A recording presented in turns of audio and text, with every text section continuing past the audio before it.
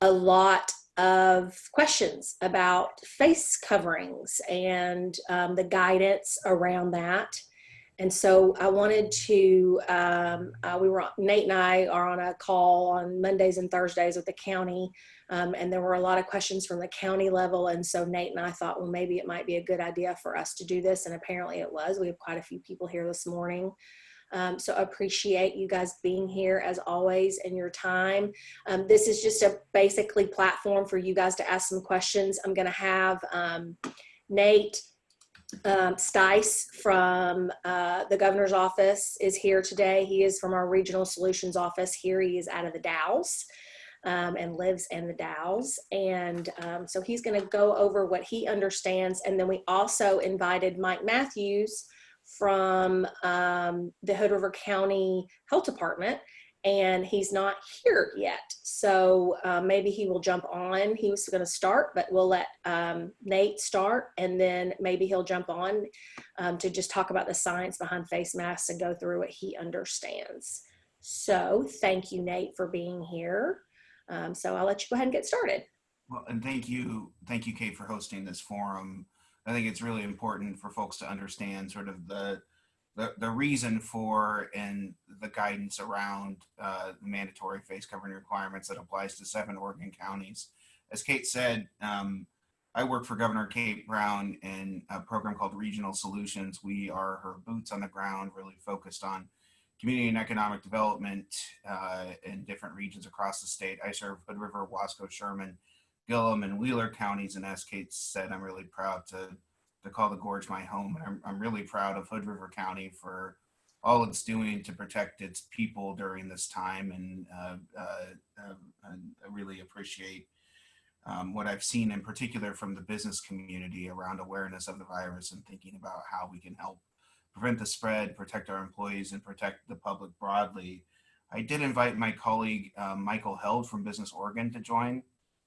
They have a role in helping to think about businesses and PPE and on a variety of fronts. And Michael and Kate have both been a part of a couple different efforts. So Kate is sitting on the Emergency Operations Center for the county with me, really being the voice for businesses as we navigate this public health crisis.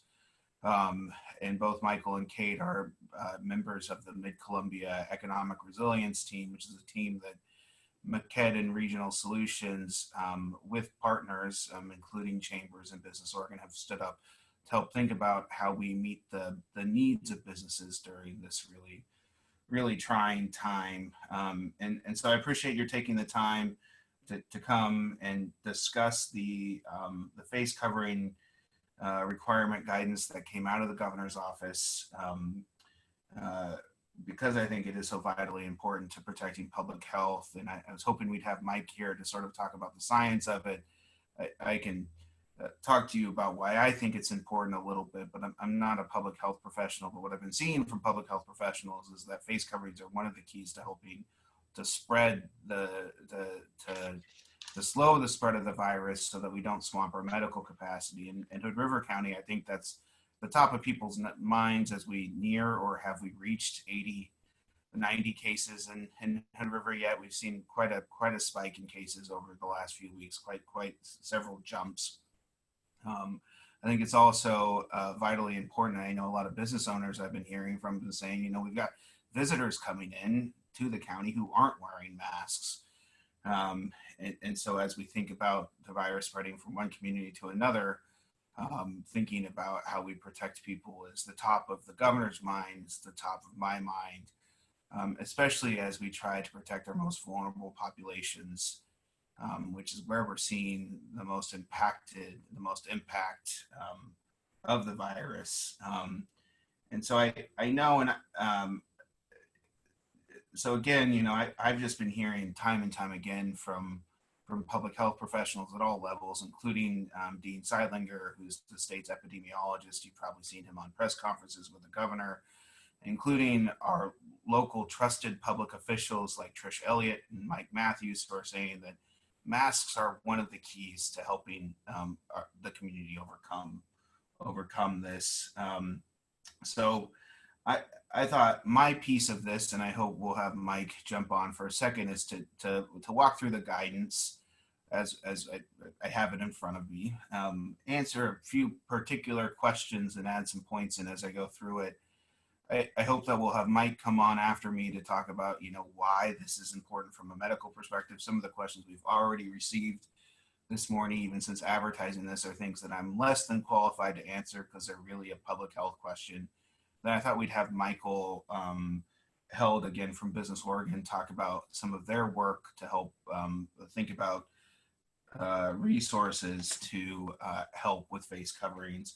Michael, are there anything you want to add in sort of opening before I jump into rambling through the guidance as I stall for time for Mike Matthews to jump on? Well, yeah, Nate, I can maybe give my piece a little bit while we're waiting for him to jump on, and then when he does, then we can just toss it over to him. Does that work? It's all in the game. Sure, okay. Let's do that. So, and then I'll bore people with guidance. Yeah, so good morning, everybody. As Nate mentioned, my name is Michael Held, and I'm a Regional Development Officer for Business Oregon. So like Nate, I'm actually based out here in the Gorge. I live in Dallas and serve the Wasco, Hood River, Sherman County areas. One of the things that our agency has been working on since the beginning of COVID has been helping the non-emergency businesses connect to the various PPE supplies that they need, whether it's face masks, hand sanitizer, or cleaning agents, gowns, you name it. As we all know, the needs are pretty diverse, whether we're talking about personal services, restaurants, or anything else. So about 6 weeks ago, we stood up a online tool that is called Supply Connector Oregon, and I will share the link in the chat feature in just a moment. And I'll also make sure that Kate can then send it to you all in subsequent outreach.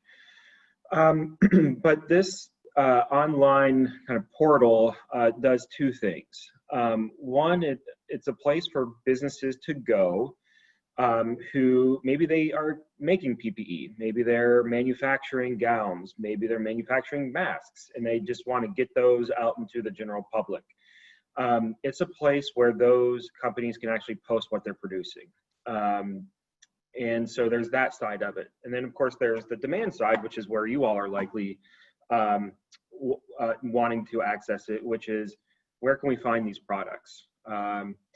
So if you're needing certain types of equipment, there's a search feature that allows you to search by items and connect to companies that we have aggregated from across the state, the Northwest, and really actually there's some national companies there as well that are supplying PPE.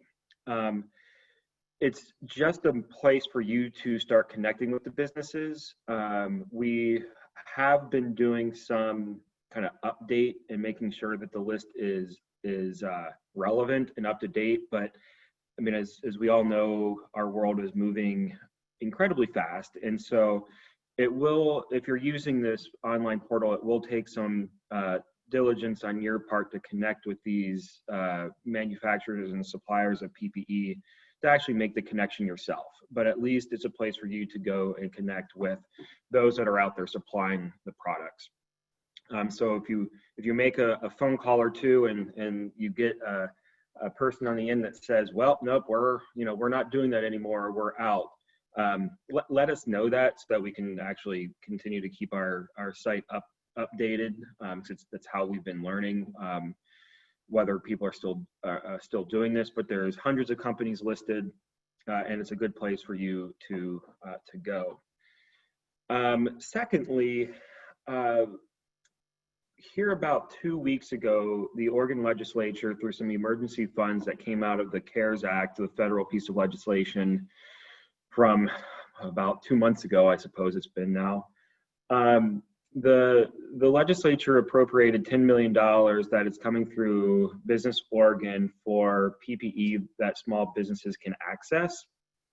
We are still putting that program together, but it's likely to run through our counties in some form or fashion. And in Hood River County, Kate and the county have been working really close in making sure that PPE is funneling to the places that it's needed to the best that they can. And so there's some hopeful reinforcements that will be coming down the pipeline once that program is stood up.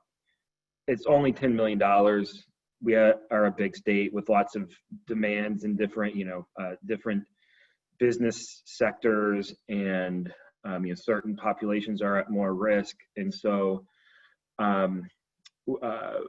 we're still kind of fleshing out exactly what the program will look like, but expect to see some of those. We do have a geographic distribution goal, so expect some of those resources to come to Hood River County.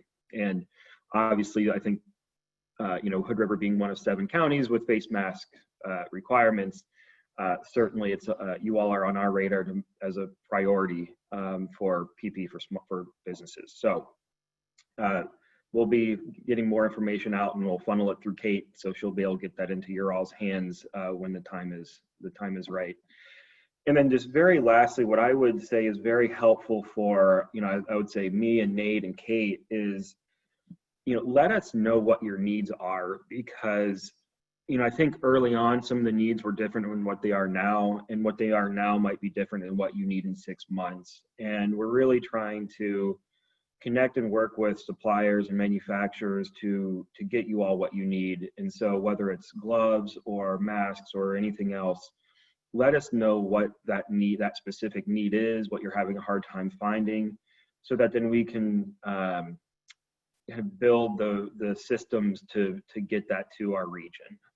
So I'll put my information in the chat feature. You can also reach out to Kate, so she'll get that information to me. Either way is fine.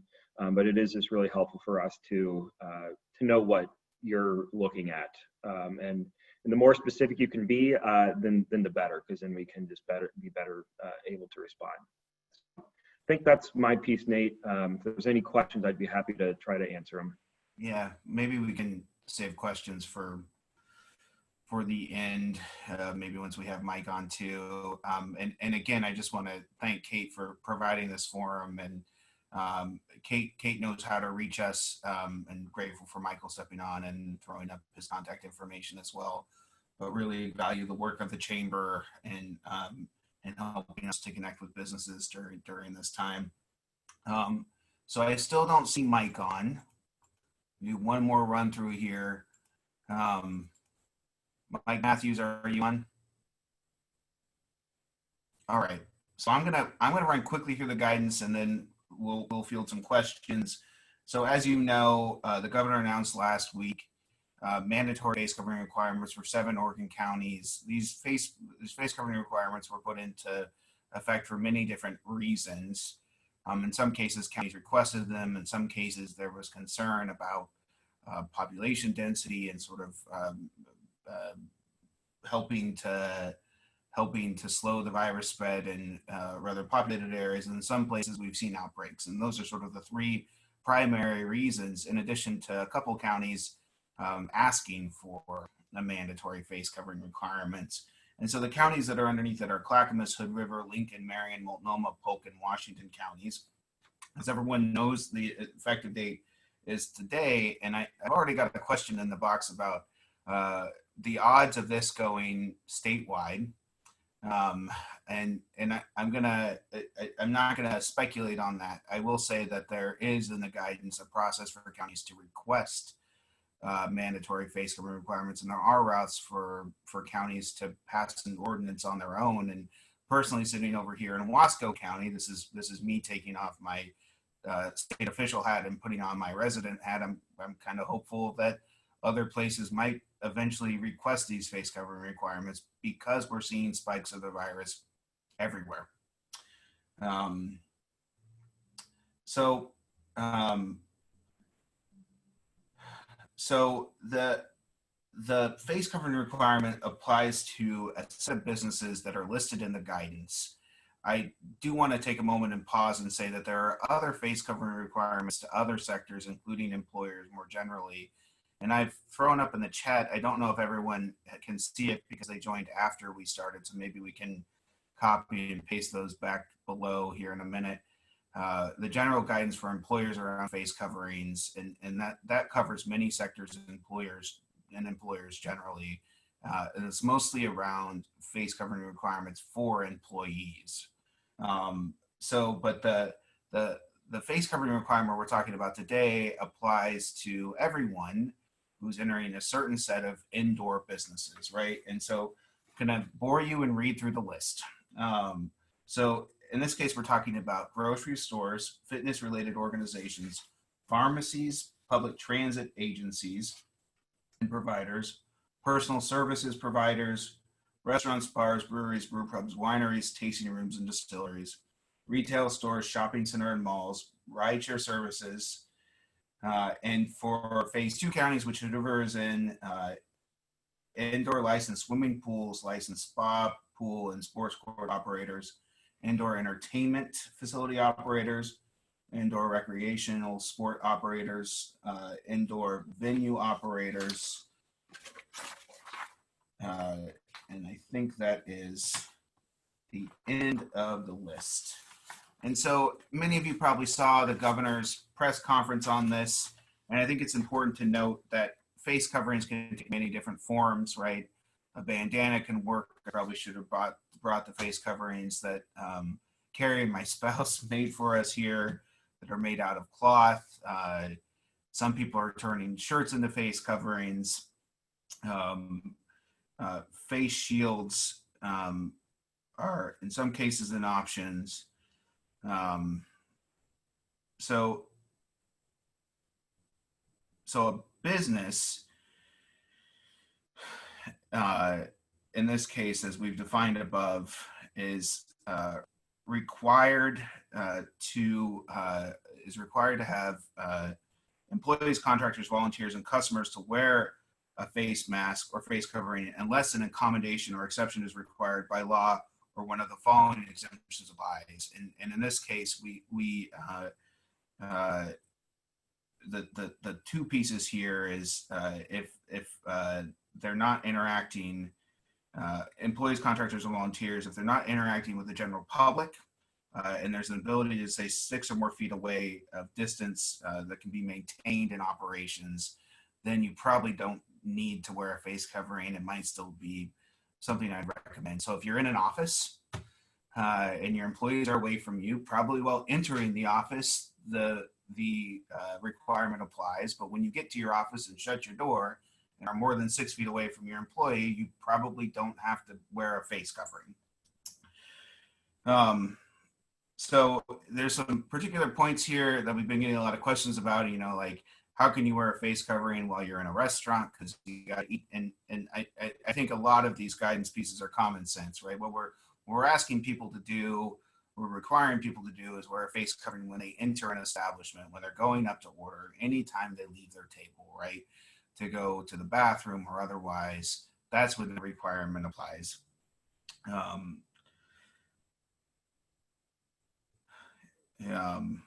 Again,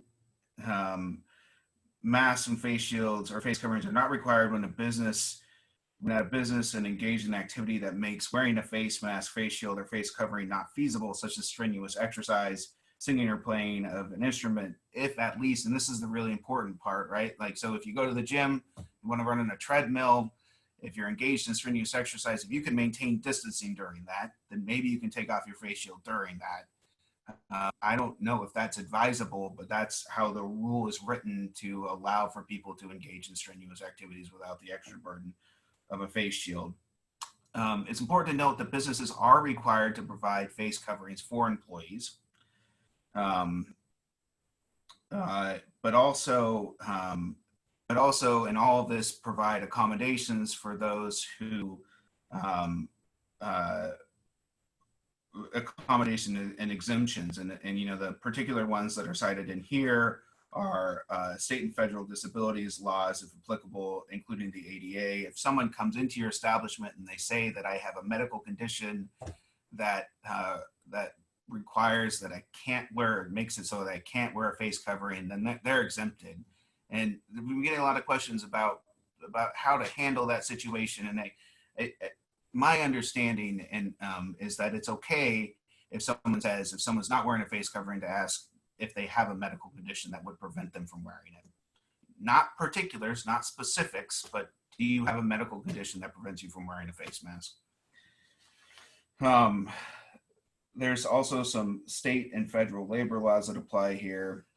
Finally, it's a business's responsibility to post signs about the mask, face shield, or face covering requirements.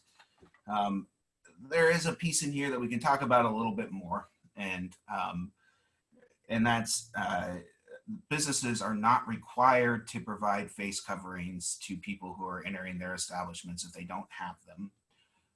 But it might be a good idea to have some on hand. And I know, again, to Michael's work, that they're trying to make sure that there's a supply available. A business should post signs and face shields or covering requirements in languages that are most commonly spoken by customers and visitors. So in Hood River County, it's probably a really good idea to have signs in Spanish. Educate employees on how to safely work and communicate with people who cannot wear masks, face shields, or face coverings. And that may need to remove a mask or face covering while communicating with individuals who need to read lips or see facial expressions to communicate, right? So in some cases, people have disabilities. They need to see the face to communicate. So those are some general pieces. A couple of different questions that we've been getting that I want to address up front is, how is this enforceable? And so all of the governor's executive orders are enforceable by law. In this case, I think we're really trying to encourage and educate people about why this is important. I think importantly here, I've heard that most law enforcement is going to take an education approach to this.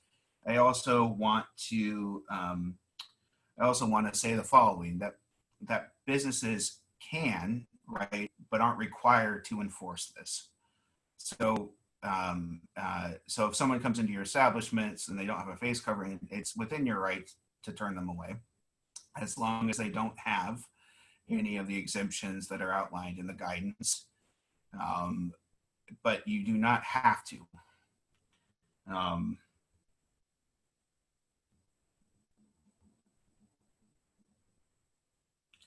So I think that is the end of my presentation.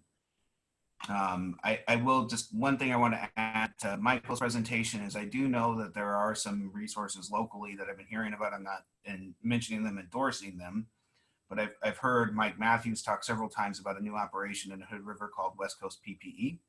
He's actually on the call. Kirk's actually on the call, the owner. Well, hey Kirk, maybe in a little bit you can talk about what your offerings, and then I know that they're available online from many places right now. So I think part of the supply chain around PPE has caught up. You all probably know better the sources, and so if you wanted to share with your peers, if you wanted to share with your peers some of those resources in the chat where you've had success in finding in particular face coverings, I think that would be really helpful. I see Kirk already threw up his information in the chat. So do we have any questions? And I want to caveat before we get into questions, I might not have answers, and but I will trust Kate and Michael to make sure that we capture them, and I'll take notes myself, and we'll follow up with answers as they become available. I have a question, because I think that piece of you don't have to enforce this is what a lot of people now are probably like, wow, okay. So, and I think that is from a business perspective, from the businesses I've talked to, they really appreciated the fact that there was an enforcement, because it kind of took the pressure off them. And then I think on the other side, there's a flip side where you have a lot of businesses that are like, great, good. I don't have to enforce that because I don't necessarily believe in that. So I think for the folks who, want the enforcement, it, it, it kind of goes back to, really what all they can really say is, this is a recommendation by the governor's office. And this is, as our business, this is what we are requesting our customers to do. Is that correct? No, they can say this is a requirement of the state of Oregon. Okay.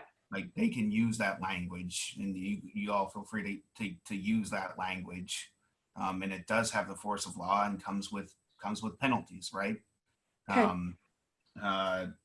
So it is a requirement. What I suppose I should have been a little bit more clear in my words, that the enforcement of that requirement does not fall on businesses. So that's probably a little bit better way to put that. So and I think I'll leave that there, Kate, unless there's more specificity. I will say I think there is probably more to come on enforcement. Okay. As we move here, I think this is a question the state is answering, and there has been conversations with law enforcement on the subject. Yeah, and I think, I think it's kind of like where the rubber meets the road, and,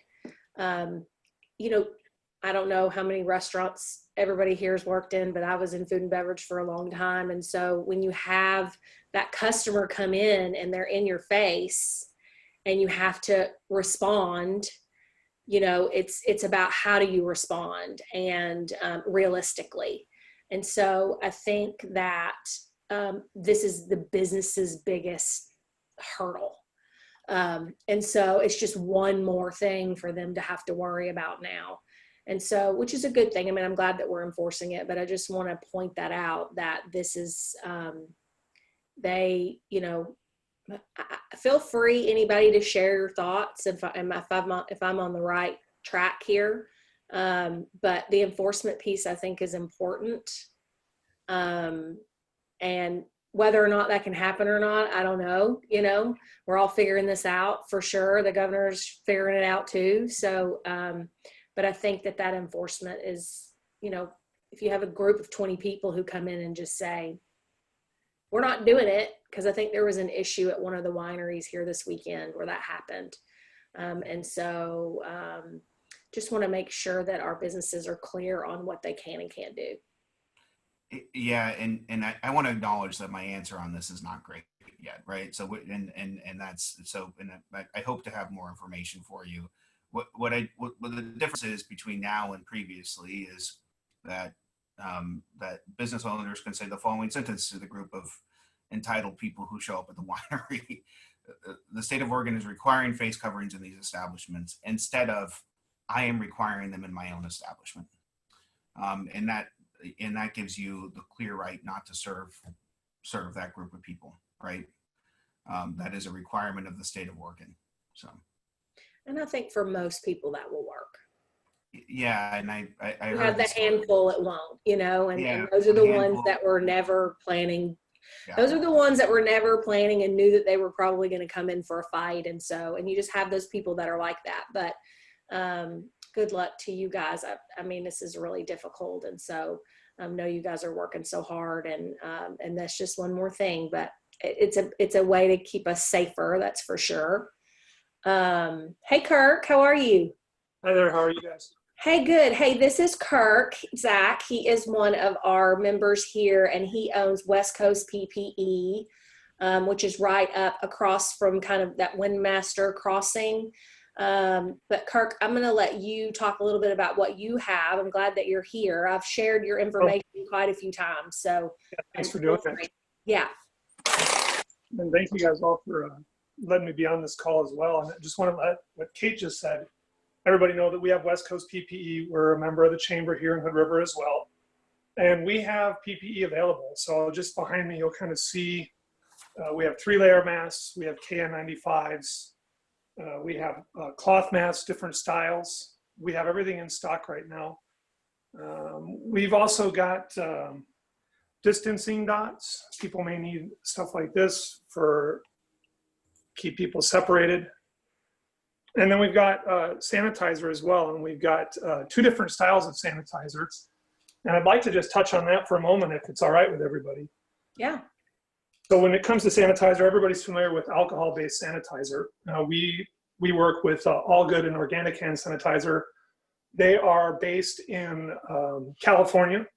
They were here long before any of this PPE became, necessary, mandatory, etc. What I like about All Good is that it's organic hand sanitizer, but it is an alcohol-based. And so note that with alcohol-based sanitizer, you do your hands, you're done, your hands are clean. However, when you go to touch any surface now, you may pick up germs or you may pick something up. So we have another product that's not alcohol-based, and it's called Protect 8. And Protect 8's amazing. They're based out of Vancouver. They've been around since 2014.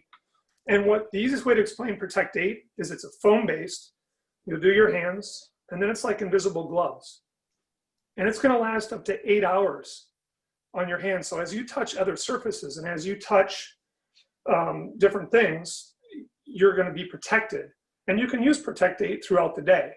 So I really recommend that you have what's best for you, but look at Protect 8 or look at All Good, depending upon your needs. And we have this in stock, and we've got wall mount. We've got a few of the touchless dispensers left that are standalone. We will be getting more in, I want to say middle of August. We have wall mounts in stock right now. I'm working on a line right now for thermometers. We had a customer yesterday that was looking for 50 of those. But basically, you let me know what your needs are, and we're happy to help. And we're local. We want to support the local community and help everybody out. I'll show, if people can see here, the Protect 8 dispenser. So, and it's nice because it's foam based. Anyway, so people have questions. I've got my information in the chat as well. I'm super excited that Protect 8 has allowed us to be a distributor with their products. We just got in individual sanitary wipes as well. We're working to get additional wipes in bulk in stock as well. And things are getting added all the time. So hopefully that helps everybody out in the community to be open and be safe and to shop local, to be honest. Thanks, Kirk, for that information and for helping to source some of the PPE things. I don't want to lose the conversation about face coverings, since that's what we're here to talk about today. Thank you very much. Appreciate it. I've got a question here about do you have guidance for businesses locations that are outside of the scope of the new guidelines? A particular question about the farmers market, and the guidance that applies to those are the general employer guidance. And I would also just add in, these are minimum requirements, right? These are minimum, maybe put differently, the guidance and sort of the broadened guidance generally, I think are minimum requirements. I would encourage folks, including those who have outdoor settings, to think about, how people are interacting and what might be best for them to encourage customers and others to do in those settings. I hope that answers that question. If there's more, can you please ask? I've got a question here from Joy. I will be teaching camps this summer. I'm just going back to my list, Joy, to see if I read off schools when I read it, and there is particular guidance for summer camps and schools that I can grab for you here in a minute. I think your information might be in. You can get it to me too. I can get it to her, Nate. With more on particular guidance around summer camps. I was remiss in talking about which customers the guidance applies to, and it's the very end of the guidance, which exempts children under 12. Children under 12, people who have medical conditions that makes it hard to breathe when wearing a mask, face shield, or face covering, or has a disability that prevents an individual from wearing a mask, face shield, or face covering. So for the establishments that we talked about, the indoor establishments that we talked about, it does apply to children over 12. summer camps are not on that particular list, but there is particular guidance for them that I can get for you.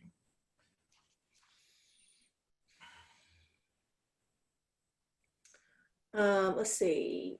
If you ask if they have a medical condition, can they say no? Do we refuse to let them in our establishment? It's within your right to refuse based on the requirements. Yeah, guys. I mean, I have like a really good example of this. Every year when we have Harvest Fest, we don't allow dogs in. I have to stand at the gate 3 days straight, all day long, and tell people over and over again that they cannot bring their dogs in. And they say that, you know, and then the smart ones say that they have a medical condition and that they, you know, their dog is what are the dogs, you know, a dog that, what do you call them? The ones that are comfort dogs or whatever. So people are going to fight you on it. They are. And so I think this goes back to like our original conversation when we started talking about the guidance. I think especially in restaurants is just who's at the front door, you know, making sure there's somebody from management or somebody who can make decisions at the front door, because people are going to fight it, and you are probably going to have conversations that are not comfortable. And so I hate that for you guys on top of everything else that you have to do, but I believe that you're probably going to have to do that. And then just make calls based on, you know, the information that you have at the time, just like you do every day in your business when situations arise. So I think this is guidance, and this is definitely coming from the governor's office, and you can use that, but you have to use, you know, your best discretion on how to handle situations like you do every day. So I'm looking at that's really great, and I would just add there that if someone's coming in your establishment and they don't have a face covering and they answer that question no, you could point to the sign that you put on your door provided by the state and say you're required by the state to have these to come into my establishment. And that's probably the real difference. Is it's not just this isn't my policy, this is now the state's policy. Aaron has got a very good question, and I wish we had public health people on to help answer it. I think it's probably one that we can talk about and get to, because I think we've all been having pieces of this conversation. It says, I know quite a few difficult people that are against coverings. What is the best way to say why face coverings are so important? And I think that I really appreciate the governor's language on this when she talks about why she wears face coverings, and so she doesn't accidentally kill someone, right? So we're seeing, we're seeing broad spread acknowledgement that the virus has huge health impacts and people are dying from it. And I think that's one way to make sure they're clear of the stakes about wearing masks, right? Like we know that it helps protect not just ourselves, but most importantly others. And I hope that I hope, and I've requested that I have some more like language and training on how to talk about this for businesses, because I think this is a really important question, and this is probably something that our local public health with all of us can help think about. I'd ask if anyone has any good lines that they've been using from the business sector that they've used when people are coming in to sort of underline this why are masks so important. Hey, Nate, Mike is on now. Hey, Mike Matthews. Hey, Mike. Hello. So sorry for my tardiness. I had my wires crossed and did not have this meeting on my calendar in the proper spots. I'm very sorry I was late for this, but hopefully I can participate and help out in any way I can right now. So, Mike, do you have any tips on how businesses can talk about, and maybe you can talk more broadly about why face coverings are so important right now? But do you have any particular language that you've seen or heard used that really helps to get people, especially like the difficult ones, to listen? Well, I don't have any wisdom probably other than to be as kind and as possible. I mean, we certainly do not want to see anybody get into a fist fight or have somebody pull a weapon on someone else like we've seen in other places in the country over this issue. So our best bet, I think, is just to try to communicate that the reason why we're wearing masks is to try to protect each other. Not only are we protecting ourselves, but we're protecting other people from us, and particularly the people that are in our community, in all of our communities, that are having a harder time when they do get this virus. So people with compromised immune systems, the elderly, small children, or people that haven't been able to deal with the virus as easily as the general population. And those are really the people that we're trying to protect, as well as our healthcare facilities. So if we get a giant surge in folks that need hospitalizations, we want to make sure we have those beds available so that we can help them. We've been really fortunate in Hood River County that we've only had 3 hospitalizations now to this date, and so far no deaths at all. But in many other places in the country that has not been the case, and we want to make sure we learn from that example. And I don't have any super great ideas, I'm sorry, about how to express that to someone who is frustrated and angry. I deal with people like that all the time, and the best thing that I've learned is to, number one, try to control your own emotions so that you don't accelerate the situation, and give them time to just speak and vent. I will normally just sit quietly while someone is in a heightened state of anxiety and let them talk, and then pretty soon they will actually stop talking, and when they realize that you are not responding to them and not and heightening it by arguing with them. So let them speak, and then when they're finally ready to hear your message is the time to try to share that message with them. I hope that helps people out there, but is there anything else I can add to that, or questions I can answer for people about that?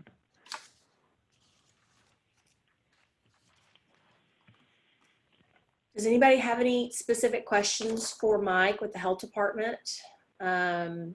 We just kind of had him on here for reference in case something came up regarding that.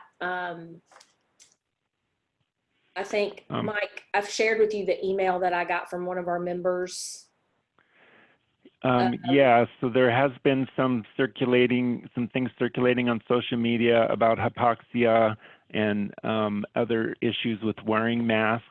I would encourage folks, whenever they hear something on social media, that they research it on their own to make sure they're understanding and not sharing misinformation on social medias. But there isn't any indication that the loose-fitting masks that we're requiring people wear in public would cause any kind of hypoxia or issues with breathing in your own carbon monoxide type of thing.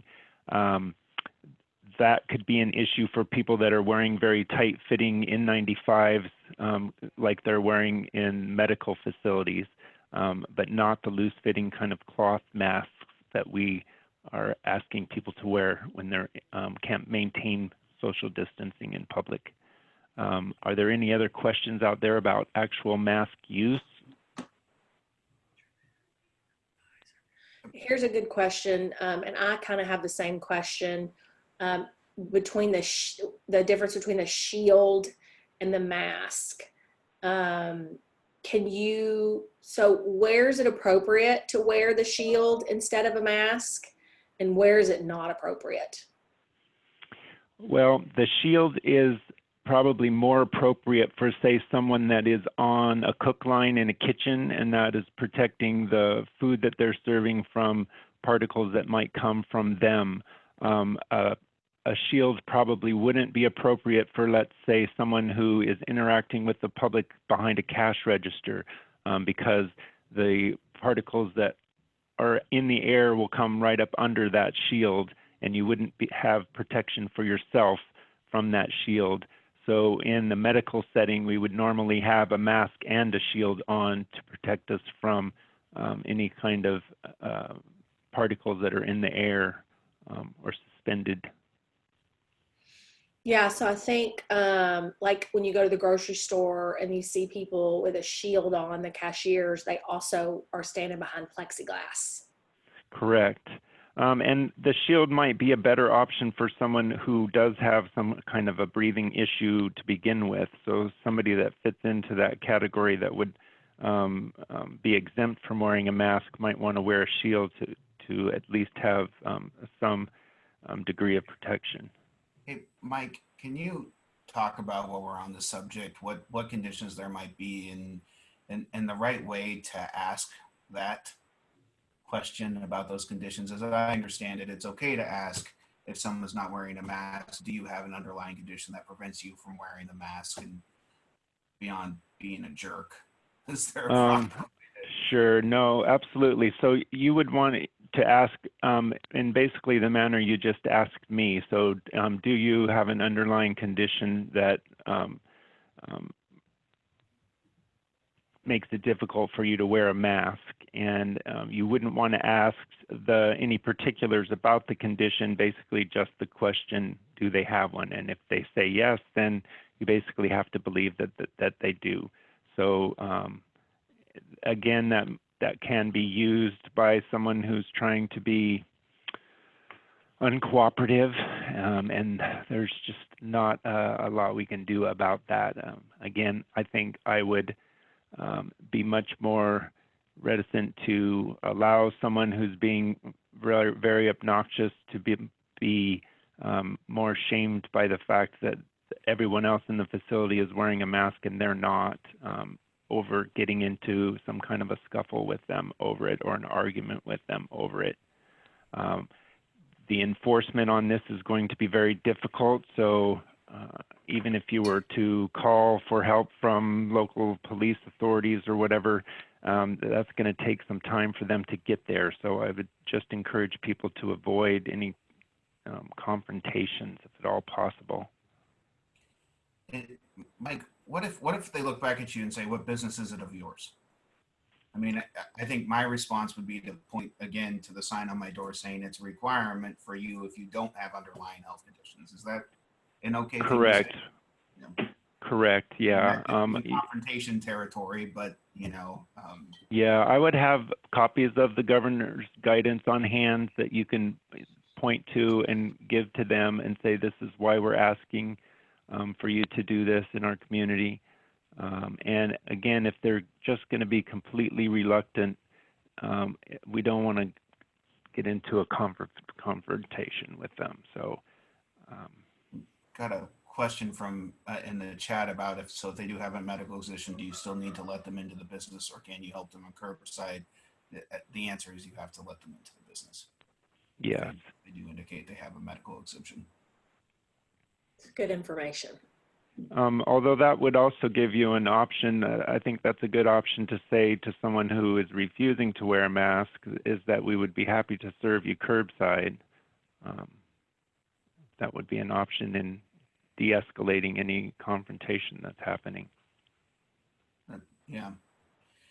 The same question about kids between 2 and under, over 2 and under 12 is, yes, you would have to let them into your establishment as they are exempted from the requirements.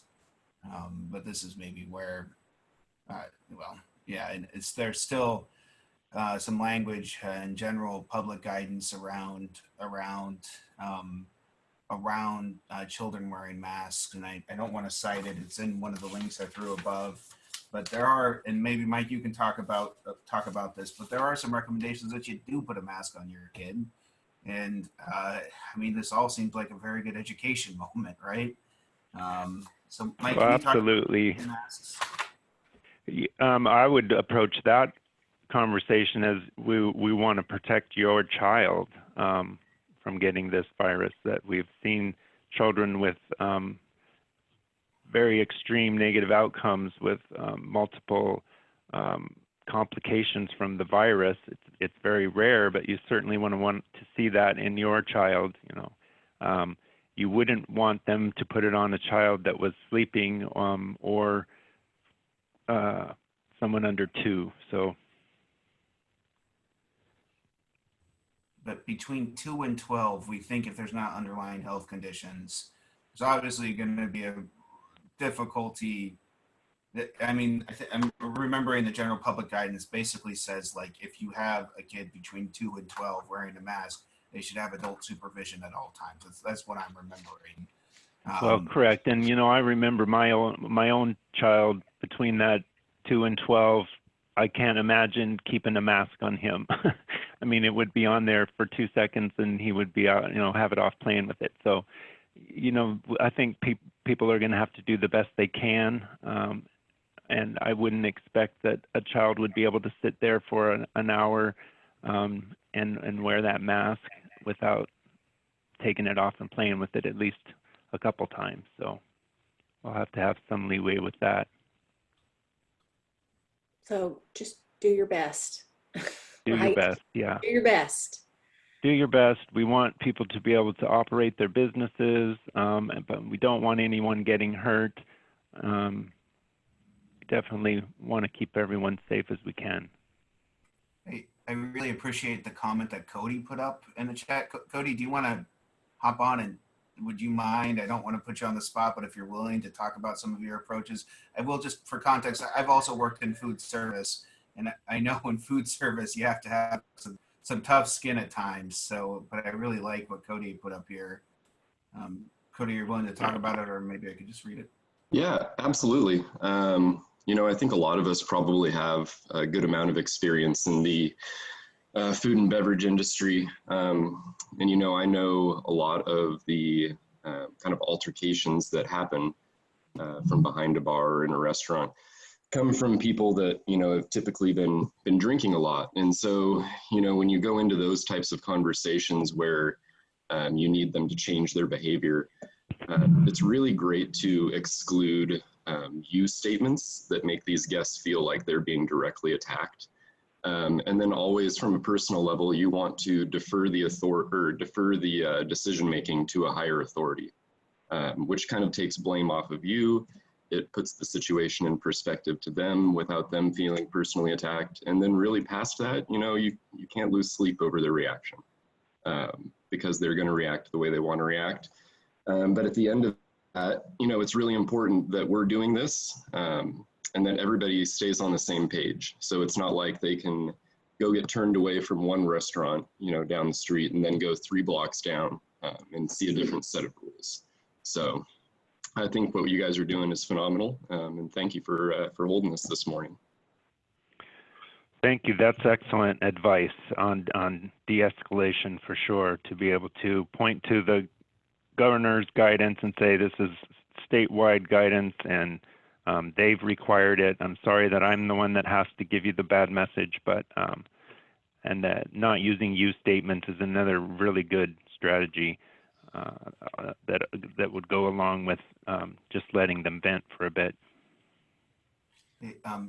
I think Judy's the one who threw up in the chat a little bit earlier around customized signs that really emphasizes protecting staff and other folks. Judy, is there anything else you want to share about your approach? And again, no need if you don't want to, but love that you're contributing. Hey, good morning. I just went, like I said, I customized some signs, and for the restaurant at Salada, we changed that to guests. We want to protect our guests. And at Copper West, we, made it be our clients and employees. And I just think having that visual is helpful. And like you say, the governor has asked us to do this, and it is required and it's law. So I think that's a really helpful for us. Thank you, Judy. Hey, Judy, I'll have your signs here after the call. I also, just so you guys know, I do have signage in English and in Spanish that we partnered with the city and the county on. If you guys want those, we've been giving them out for a few weeks, but just let us know and I can get those to you. We also have clings that stick to the door. They're $5. You do have to pay the city for those, but I am distributing those here at the office. So if you want a cling and not a poster, we do have that. We also have, I don't know, I mean, I'm happy. This is from the Oregon Health Authority, and it's just a sign I'm happy to make color copies of if anybody wants them. And I can leave them outside for you and pick them up with the other signage if you want them. And as Michael was saying from Business Oregon, you know, we have requested some face coverings for the businesses here as a county. We are waiting to see if we have been approved for that. If we are approved from that, then we will provide those, as many as we can, to each business, and that we will help distribute that here at the chamber. So more information to come on that. I've had lots of requests for grants or whatever for PPE because I know this is an added expense. It's so expensive. And so we're trying to get some of that off your plate. So hopefully that will be approved. And also one of our members had a great idea to put some signs out on 84 that say face coverings are required for people coming from Portland. And so I am working with Representative Anna Williams to get that done. At the county level, they have all their signage is in use right now, but they asked me to reach out to ODOT, and I thought, you know what, I'm going to ask somebody who's got some clout to help me with this. So those relationships matter sometimes, so we'll see about that, and hopefully we can get those up by this weekend. So any, you know, in that case, guys, all that comes from you. All those suggestions, all the things that you need come from you to me. So I don't know everything you need. Please tell us what you need, and then I will get it to the appropriate folks and get you what you need as much as I can. So if you think of something, just like the signs, I went to the city and said, can you help us print some signs for all of the businesses? And they said, absolutely. And they paid for that. So, you know, tell us what you need. Let us help you, you know, be successful.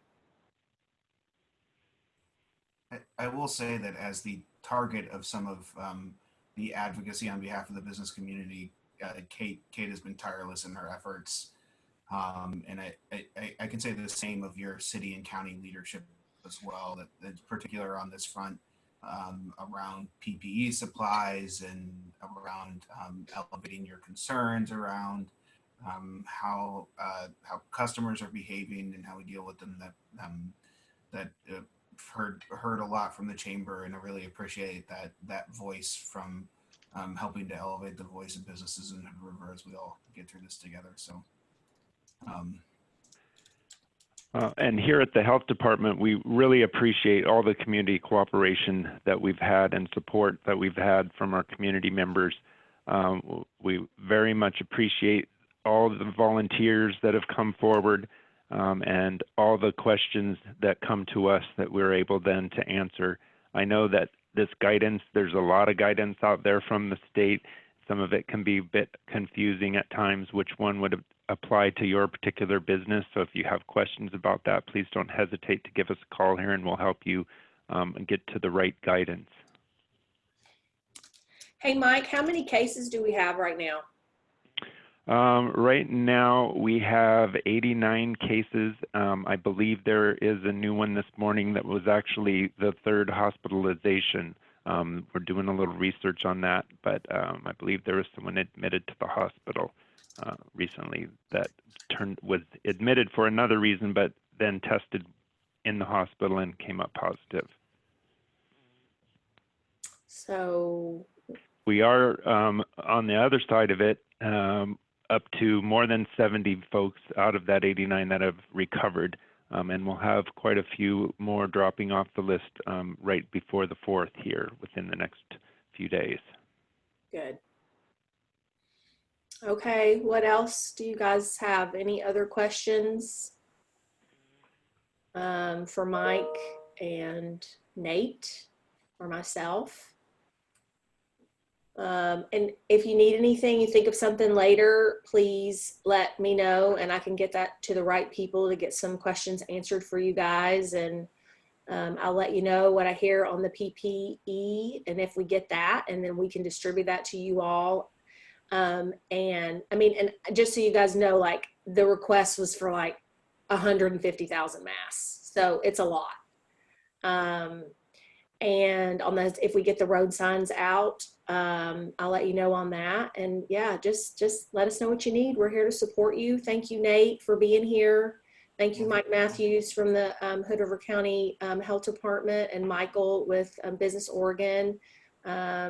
That you guys have been great partners in this, and appreciate you and appreciate all of our members and business owners here, and hang in there and let me know what you need. And I'll just add that if you have any other questions more broadly, Kate knows how to get a hold of me as a starting point, and it's really helpful if you work with Kate, because number one, she's going to hold me to getting you an answer.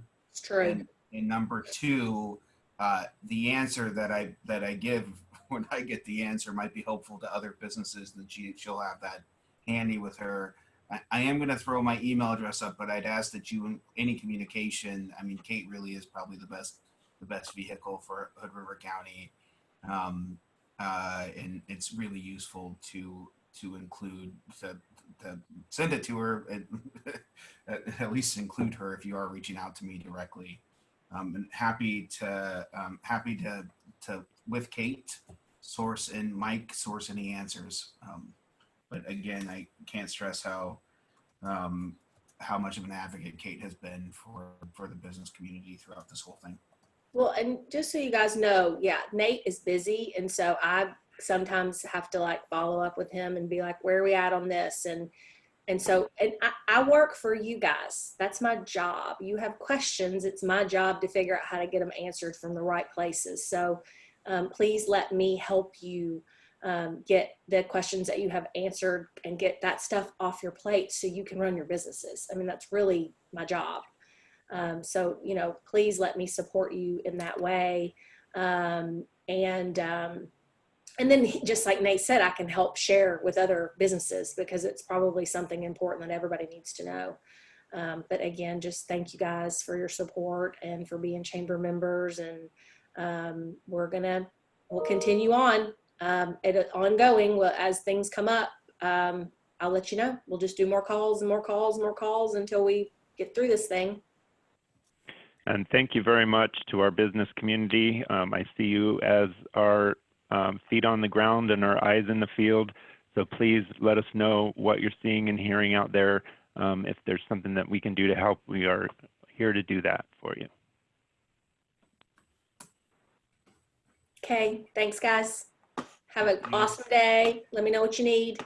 Thanks. Thank you, Nate. Thanks, Mike. Bye. Bye-bye.